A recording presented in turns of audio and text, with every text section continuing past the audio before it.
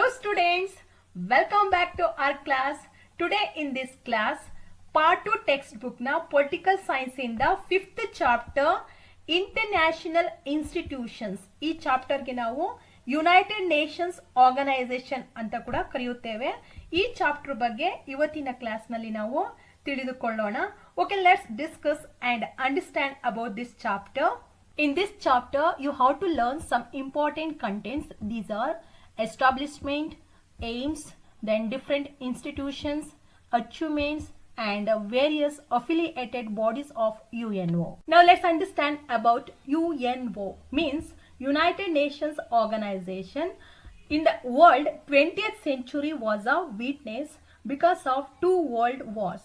First World War started in the year 1914 from July 28 up to November 1918 ವರೆಗೂ ಕೂಡ ನಡೆಯುತ್ತೆ. After the First World War ಇಡೀ ಪ್ರಪಂಚಾದ್ಯಂತ peace ನ ಮೇಂಟೈನ್ ಮಾಡಬೇಕು ಅನ್ನೋ ಉದ್ದೇಶಕ್ಕಾಗಿ ಲೀಗ್ ಆಫ್ ನೇಷನ್ಸ್ ನ ಎಸ್ಟಾಬ್ಲಿಷ್ ಆಯಿತು 1920 January 10 ಅಲ್ಲಿ. But it fail to maintain peace in the world because Second World War started in the year September 1, 1939 ಇಂದ ಅಪ್ ಟು September 2, 1945 ವರೆಗೂ ಕೂಡ ನಡೆಯುತ್ತೆ.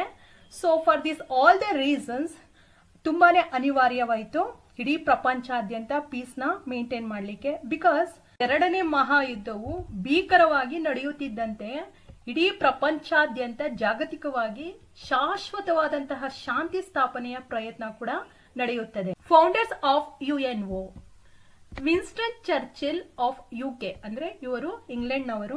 Then Joseph Stalin of USSR ಇವರು ರಷ್ಯಾದವರು.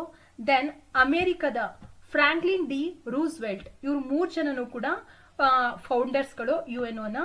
They 3 of them also attempted to establish international organization mainly to ensure peace in the world. United Nations, this word ಅಮೆರಿಕದ ಅಧ್ಯಕ್ಷ Franklin D Roosevelt ಚಾಲ್ತಿಗೆ ತಂದರು. And in January 1, 1945 ನಲ್ಲಿ totally 26 Nations ಒಂದು ಒಪ್ಪಂದಕ್ಕೆ ಸಹಿ ಹಾಕುತ್ತಿದ್ದಂತೆ ಪ್ರಥಮ ಬಾರಿಗೆ ಯುಎನ್ಒ ಈ ವರ್ಡ್ ನ ಉಪಯೋಗಿಸಲಾಯಿತು. ಇನ್ 1945 June 26 ಇನ್ ಸ್ಯಾನ್ ಫ್ರಾನ್ಸಿಸ್ಕೋನಲ್ಲಿ ದ ಕಾನ್ಫರೆನ್ಸ್ ಆಫ್ ಯುಎನ್ಒ ನಡೆಯುತ್ತದೆ. ದೇರ್ ಟೋಟಲಿ 51 ನೇಷನ್ಸ್ ಸಹಿ ಮಾಡೋದ್ರ ಮೂಲಕ October 24, 1945 ನಲ್ಲಿ UNO United Nations Organisation officially established ಆಯಿತು. So every year October 24 as celebrated United Nations Day. Headquarter means head office of UNO is in New York City. It is in America. And at present there are totally 195 members of the UNO, but among them 193 members of countries have the main power of UNO. It means 195 ಸಾರ್ವಭೌಮ ರಾಷ್ಟ್ರಗಳಿವೆ. ಅದರಲ್ಲಿ totally 193 ರಾಷ್ಟ್ರಗಳಿಗೆ ಮಾತ್ರ ವಿಶ್ವಸಂಸ್ಥೆಯ ಸದಸ್ಯತ್ವವನ್ನು ಹೊಂದಿರೋದನ್ನ ನಾವು ನೋಡಬಹುದು. And the membership is open to all the peace-loving countries. It means ಎಲ್ಲ ಶಾಂತಿ ಪ್ರಿಯವಾದಂತಹ ರಾಷ್ಟ್ರಗಳಿಗೆ ಇದರ ಸದಸ್ಯತ್ವವನ್ನು ಹೊಂದುವಂತಹ ಮುಕ್ತವಾದ ಅವಕಾಶವನ್ನ ಇದೆ. Aims of UNO already you have understood about our Indian constitution. ನಮ್ಮ ಕಾನ್ಸ್ಟಿಟ್ಯೂಷನ್ ಅಲ್ಲಿ ಪ್ರಿಯಾಂಬಲ್ ಬರುತ್ತೆ, ದೆನ್ ಪಾರ್ಟ್, ಆರ್ಟಿಕಲ್ಸ್, ಶೆಡ್ಯೂಲ್ಸ್ಗಳು ಬರ್ತವೆ. ಹಾಗೆ ಪ್ರಸ್ತಾವನೆ ಮೀನ್ಸ್ ಪ್ರಿಯಾಂಬಲ್ ನಲ್ಲಿ with the people of India ಅನ್ನುವಂಥ ಸೆಂಟೆನ್ಸ್ ಇಂದ ಸ್ಟಾರ್ಟ್ ಆಗುತ್ತೆ. ಇವೆಲ್ಲ ನೀವು ತಿಳ್ಕೊಂಡಿದ್ದೀರಲ್ವಾ. ಹಾಗೇನೆ ಯುಎನ್ಒ ಕೂಡ has charter, so is the main document of the global organization, and it has totally 19 chapters and 111 articles, and it begins with the sentence with the people of the world community ಎಂಬ ವಾಕ್ಯದೊಂದಿಗೆ ವಿಶ್ವಸಂಸ್ಥೆಯ ಪ್ರಸ್ತಾವನೆಯು ಪ್ರಾರಂಭಗೊಳ್ಳುತ್ತದೆ. The following are the aims of UNO. This is very important and a repeated question. This will come for 3 marks. So you have to give importance for this aims of UNO. And here are totally 6 points. So now let's understand one by one. First point is safeguarding international peace and security. It means ಅಂತಾರಾಷ್ಟ್ರೀಯ ಮಟ್ಟದಲ್ಲಿ ಶಾಂತಿ ಮತ್ತೆ ಸುಭದ್ರತೆಯನ್ನು ಕಾಪಾಡುವುದು. And fostering cooperation among the nations, ಒಂದು ರಾಷ್ಟ್ರಗಳ ಮಧ್ಯೆ ಪರಸ್ಪರವಾದ ಒಂದು ಸ್ನೇಹ ಮೈತ್ರಿಯನ್ನು ಬೆಳೆಸುವುದು. And improving the faith in human rights means ಮಾನವನ ಮೂಲಭೂತ ಹಕ್ಕುಗಳ ಬಗೆಗೆ ನಂಬಿಕೆಯನ್ನು ಹೆಚ್ಚಿಸುವಂಥದ್ದು. And exploring solutions to main the problems like economic, sociological, cultural and other humanity with the international cooperation. And providing recognition to international agreements and conditions. ಅಂತಾರಾಷ್ಟ್ರೀಯ ಮಟ್ಟದ ಎಲ್ಲ ರೀತಿಯ ನ್ಯಾಯ ಮತ್ತು ಒಡಂಬಡಿಕೆಗಳಂತಹ ಷರತ್ತುಗಳಿಗೆ ಮನ್ನಣೆಯನ್ನು ಒದಗಿಸಿಕೊಡುವಂಥದ್ದು. And last point, striving to build mutual trust and cooperation among the countries. ಅಂದರೆ ರಾಷ್ಟ್ರಗಳ ಮಧ್ಯೆ ಒಂದು ಪರಸ್ಪರವಾದಂತಹ ಒಂದು ಸ್ನೇಹ ಸೌಹಾರ್ದತೆಯ ಕೇಂದ್ರವಾಗಿ ಕಾರ್ಯನಿರ್ವಹಿಸೋದು. So these all the aims of UNO affiliated bodies means ವಿಶ್ವಸಂಸ್ಥೆಯ ಅಂಗಸಂಸ್ಥೆಗಳು ಇವ್ಯಾವ್ಯಾವು ಅಂತ ನಾವು ನೋಡೋಣ. And firstly general assembly, next security council, economics and social, then trusteeship council, international court of justice, secretariat. Now let's understand one by one about this. UNO has 6 major affiliated bodies as per the charter of UNO. First one is General Assembly, and it is called the affiliated body of UNO, and it is consisting totally are all the representatives from all the member states of UNO, and every country sends totally 5 representatives to General Assembly. And every country has only one vote, but general body elects one of its members as the president for a year. And 7 permanent committees ಗೆ totally 17 vice presidents ಮತ್ತೆ 7 chairpersons ಗಳನ್ನ ಆಯ್ಕೆ ಮಾಡಲಾಗುತ್ತೆ. And general assembly meetings almost start in September month and continue till mid December in every year. And any important matters of approval at that time at least 3/2 ಹಾಜರಾಗುವಂತಹ ಒಂದು ಸದಸ್ಯರ ಅನುಮೋದನೆ ಆ ಮೀಟಿಂಗ್ನಲ್ಲಿ ತುಂಬಾ ಅವಶ್ಯಕವಾಗಿರುತ್ತದೆ. ಆ್ಯಂಡ್ ಜನರಲ್ ಬಜೆಟ್ ಮೀನ್ಸ್ ವಾರ್ಷಿಕ ಆಯವ್ಯಯ, it approved in a general assembly. And in case any emergency issues like ಯಾವುದಾದ್ರೂ ಒಂದು ತುರ್ತು ವಿಷಯಗಳು ಅಂತಹ ಸಂದರ್ಭದಲ್ಲಿ ಚರ್ಚೆ ನಡೆಯಬೇಕಿದ್ರೆ ಒಂದು ವಿಶೇಷವಾದ ಅಧಿವೇಶನ ಕೂಡ ಕರೆಯಬಹುದಾಗಿದೆ.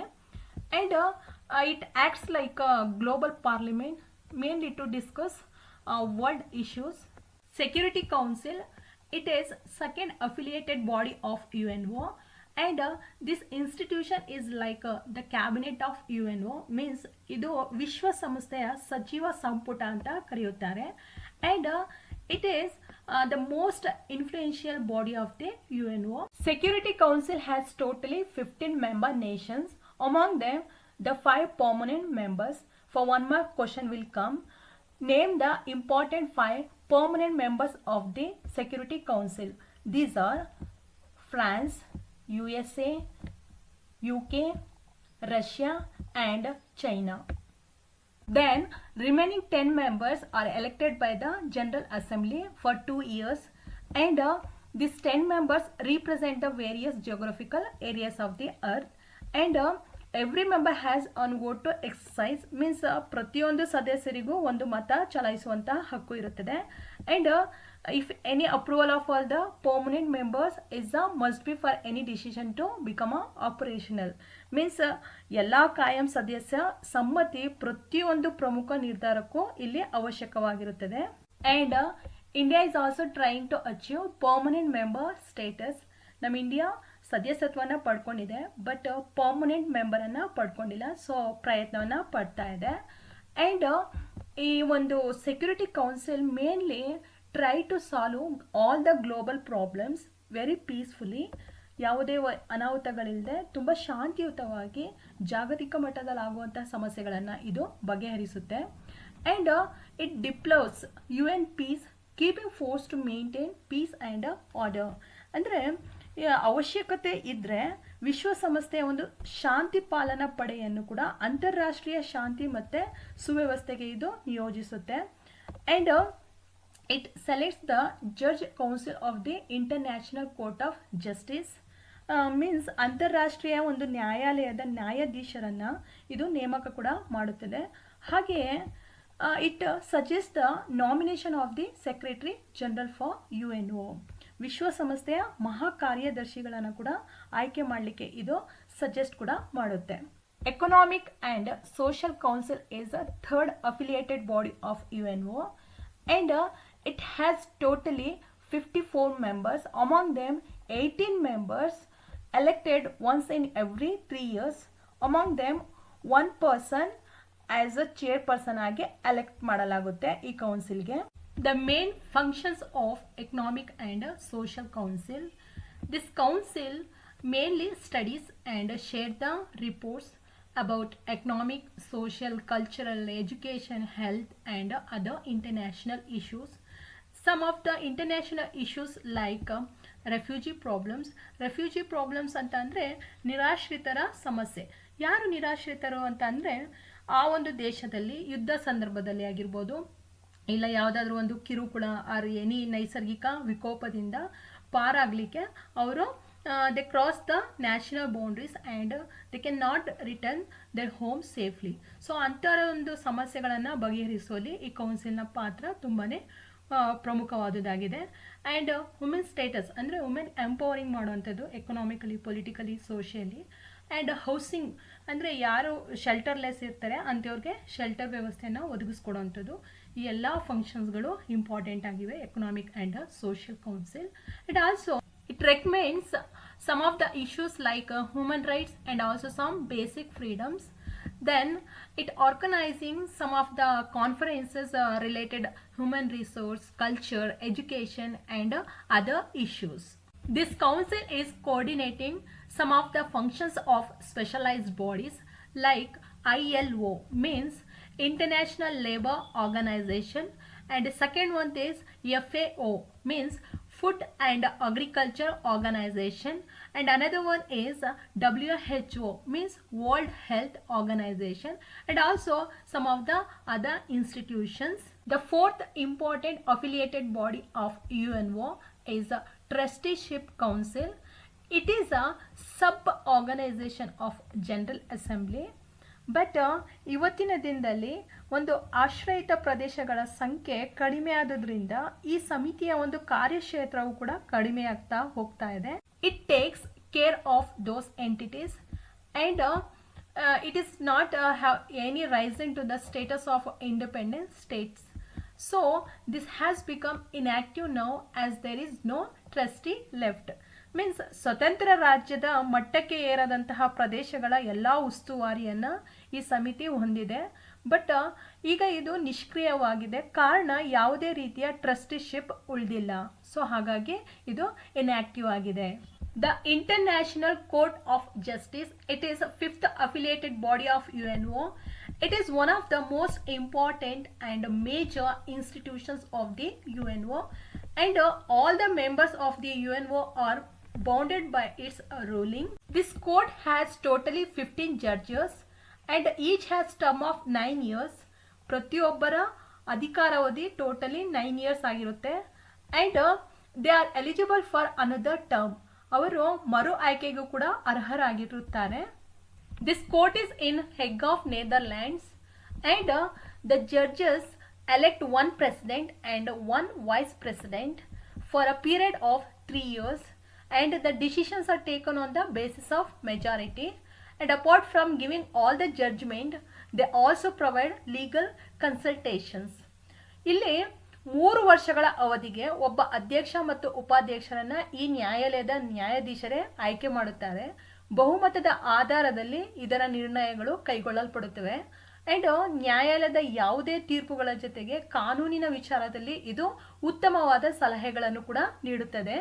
The judgment of this court are very important from ethical and rational perspectives. ನೈತಿಕ ಮತ್ತು ವೈಚಾರಿಕ ನೆಲೆಗಟ್ಟಿನ ಮೇಲೆ ಈ ನ್ಯಾಯಾಲಯದ ನಿರ್ಣಯಗಳು ಮಹತ್ವವನ್ನು ಹೊಂದಿವೆ. But no country is compulsory bound by this judgements. ಆದರೆ ಈ ನ್ಯಾಯಾಲಯದ ತೀರ್ಪುಗಳು ಕಡ್ಡಾಯವಾಗಿ ಯಾವುದೇ ದೇಶಕ್ಕೂ ಅನ್ವಯಿಸುವಂತಿಲ್ಲ. And the international court of justice has contributed the lot of international peace and security. ಈ ಎಲ್ಲ ಇತಿಮಿತಿಗಳ ಮಧ್ಯೆಯೂ ಕೂಡ ಅಂತಾರಾಷ್ಟ್ರೀಯ ಮಟ್ಟದಲ್ಲಿ ಶಾಂತಿ ಮತ್ತು ಸುಭದ್ರತೆಗೆ ಅಂತಾರಾಷ್ಟ್ರೀಯ ನ್ಯಾಯಾಲಯವು ತನ್ನದೇ ಆದಂತಹ ಒಂದು ಕೊಡುಗೆಗಳನ್ನು ನೀಡುತ್ತಿರೋದನ್ನು ನಾವು ನೋಡಬಹುದು. Secretariat, the secretary general and staff of the UNO form the part of UNO secretariat. Means ಮಹಾಕಾರ್ಯದರ್ಶಿಗಳು ಮತ್ತು ವಿಶ್ವಸಂಸ್ಥೆಯ ಸಿಬ್ಬಂದಿ ವರ್ಗ ಈ ಒಂದು ಅಂಗಸಂಸ್ಥೆಗೆ ಸೇರಿದವರಾಗಿರುತ್ತಾರೆ. And the general secretary is the head of the executive body of UNO. ಮಹಾಕಾರ್ಯದರ್ಶಿಯವರು ಈ ಒಂದು ಕಾರ್ಯಾಂಗದ ಮುಖ್ಯಸ್ಥರು ಆಗಿರುತ್ತಾರೆ. The suggestion of security council, the general assembly is elected general secretary for the period of 5 years and its head office in New York and its main branch offices in Geneva, Vienna and Nairobi. And the day-to-day administration of the UNO and also institutional functions are run by the secretariat. ಅಂದರೆ ಈ ಒಂದು ದಿನನಿತ್ಯದ ಆಡಳಿತಾತ್ಮಕ ಕಾರ್ಯಯೋಜನೆಗಳು ಮತ್ತು ಒಂದು ಸಾಂಸ್ಥಿಕ ಕಾರ್ಯಗಳು ಈ ಸಚಿವಾಲಯದ ವ್ಯಾಪ್ತಿಯಲ್ಲಿ ಸೇರಿವೆ.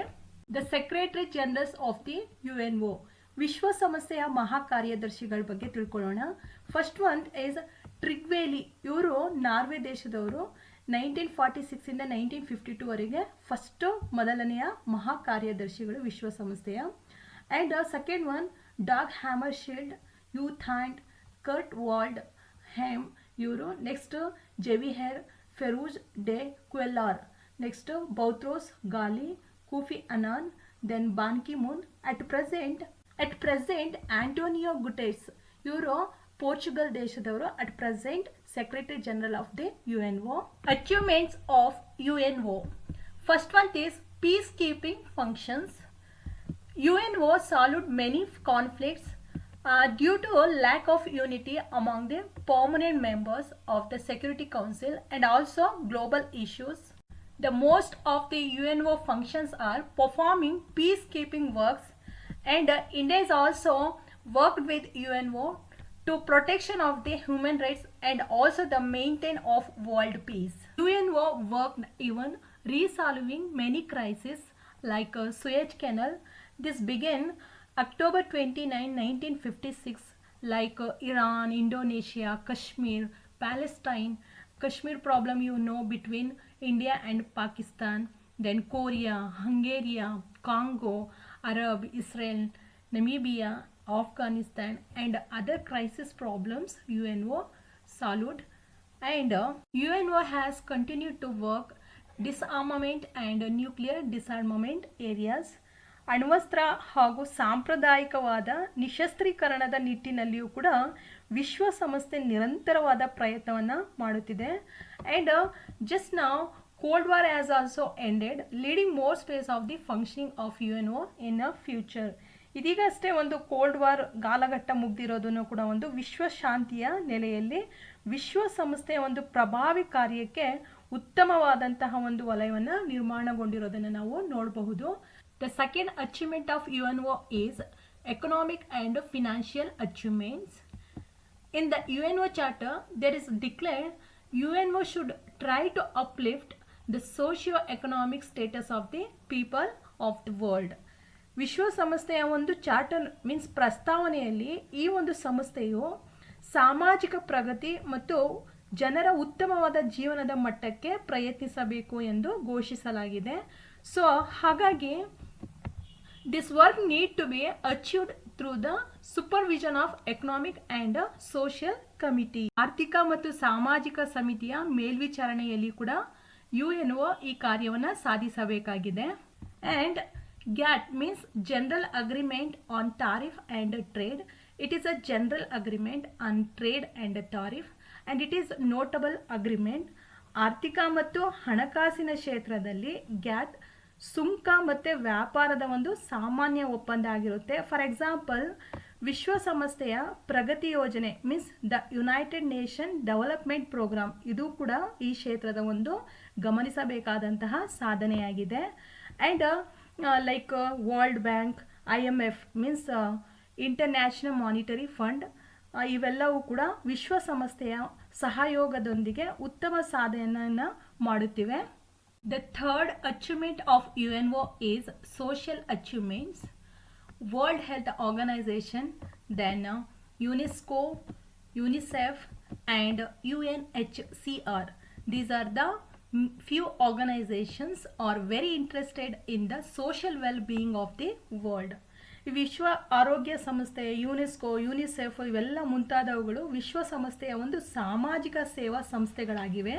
One of the most important achievement of UNO is the Universal Declaration of Human Rights in the year 1948 is a notable achievement of the UNO.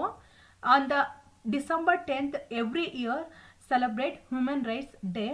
The UNO played a decisive role in the removal of apartheid.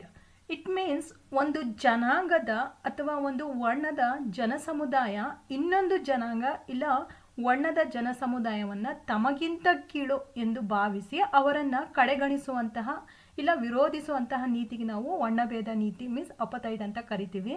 ಈ ವರ್ಣಭೇದ ನೀತಿಯು ಅಮಾನವೀಯ ಮತ್ತು ಮಾನವ ಹಕ್ಕುಗಳನ್ನು ಉಲ್ಲಂಘಿಸಿ ವಿಶ್ವ ಶಾಂತಿ ಮತ್ತು ಸಹಬಾಳ್ವೆಗೆ ಮಾರಕವಾಗುತ್ತಿದೆ. So ಇಂತಹ ಒಂದು ವರ್ಣಭೇದ ನೀತಿ ಜಗತ್ತಿನಲ್ಲಿಯೇ ಎಲ್ಲಿಯೂ ಯಾವ ರಾಷ್ಟ್ರವು ಅನುಸರಿಸಬಾರದು ಅಂತ UNO ರಿಮೂವ್ ಮಾಡೋದ್ರಲ್ಲಿ ಈ ಥರದ ಒಂದು ಪದ್ಧತಿಯನ್ನು ಪ್ರಮುಖ ಪಾತ್ರ ವಹಿಸಿದೆ. ಆ್ಯಂಡ್ ಅಲ್ಪಸಂಖ್ಯಾತ ಬಿಳಿಯರು ಬಹುಸಂಖ್ಯಾತ ಆಫ್ರಿಕನ್ ದೇಶೀಯರನ್ನು ತಮ್ಮ ಹಿಡಿತದಲ್ಲಿಟ್ಟು ಈ ಥರ ಒಂದು ವ್ಯವಸ್ಥೆಯನ್ನು ಇತ್ತೀಚಿನವರೆಗೂ ಕೂಡ ದಕ್ಷಿಣ ಆಫ್ರಿಕಾದಲ್ಲಿ ನಡೆಯುತ್ತಿತ್ತು. ಈ ಥರದ ಒಂದು ಪದ್ಧತಿಯನ್ನು ಇರಾಡಿಕೇಟ್ ಮಾಡೋದ್ರಲ್ಲಿ UNO ಪಾತ್ರ ಬಹು ಪ್ರಮುಖವಾಗಿರೋದನ್ನು ನಾವು ನೋಡಬಹುದು. And colonialism means the policy and practice of a power in extending control over the weaker people or area. For example ನಾವು ನೋಡೋದಾದರೆ ಬ್ರಿಟಿಷರು ನಮ್ಮ ಇಂಡಿಯಾಗೆ ಬಂದು ಕನೋನಾಲಿಸಮ್ಗಳನ್ನ ಎಸ್ಟಾಬ್ಲಿಷ್ ಮಾಡಿ ಹೆಚ್ಚು ಲಾಭಗಳನ್ನ ಗಳಿಸ್ತಾ ಇದ್ರು ಹಾಗೂ ಹೆಚ್ಚೆಚ್ಚು ತೆರಿಗೆಗಳನ್ನು ವಿಧಿಸೋದ್ರ ಮೂಲಕ ಅವ್ರದ್ದೇ ಆದಂಥ ಒಂದು ಪೊಲಿಟಿಕಲ್ ಕಂಟ್ರೋಲ್ ಮತ್ತು ಸುಪ್ರಿಮೆಸಿಯನ್ನು ಎಸ್ಟಾಬ್ಲಿಷ್ ಮಾಡಿ ಯಾವ ರೀತಿ ಆಳ್ವಿಕೆಯನ್ನು ಮಾಡಿದ್ರು ಅನ್ನೋದನ್ನ ನಾವು ತಿಳ್ಕೊಂಡಿದ್ದೀವಿ. And next one is the imperialism means a sovereign country take over another sovereign country with the main intention of ruling it for its personal gains. means ಒಂದು ರಾಷ್ಟ್ರ ಇನ್ನೊಂದು ರಾಷ್ಟ್ರವನ್ನು ತನ್ನ ಸ್ವಾಧೀನಕ್ಕೆ ತೆಗೆದುಕೊಂಡು ಆ ದೇಶದ ಸಾರ್ವಭೌಮತ್ವವನ್ನು ಹತ್ತಿಕ್ಕಿ ತನ್ನ ಸ್ವಾರ್ಥಕ್ಕಾಗಿ ದುರುಪಯೋಗ ಪಡಿಸಿಕೊಳ್ಳುವುದಕ್ಕೆ ನಾವು ಇಂಪೀರಿಯಲಿಸಮ್ ಅಂತ ಕರಿತೀವಿ. ಫಾರ್ ಎಕ್ಸಾಂಪಲ್ ಬ್ರಿಟಿಷರು ನಮ್ಮ ಇಂಡಿಯಾದಲ್ಲಿ ರೂಲ್ ಮಾಡಿರೋದನ್ನ ನಾವು ತಿಳ್ಕೋಬಹುದು. Like this UNO has played a important role to solve the many conflicts and problems in the world. For example, 21st December International Day of Peace celebration, then December 10 Human Rights Day celebration, and many conflicts solved and maintained peacekeeping in the world, and also creating friendliness and cooperation among the nations, and water and border disputes also solved.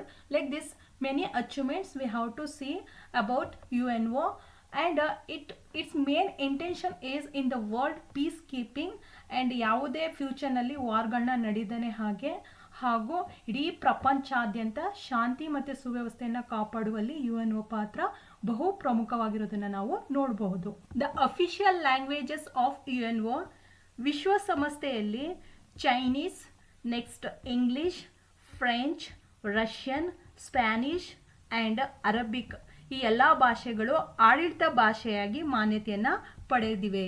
Okay children, now we have to stop this class and this lesson we have to continue in next classes. Till then, take care my dear children.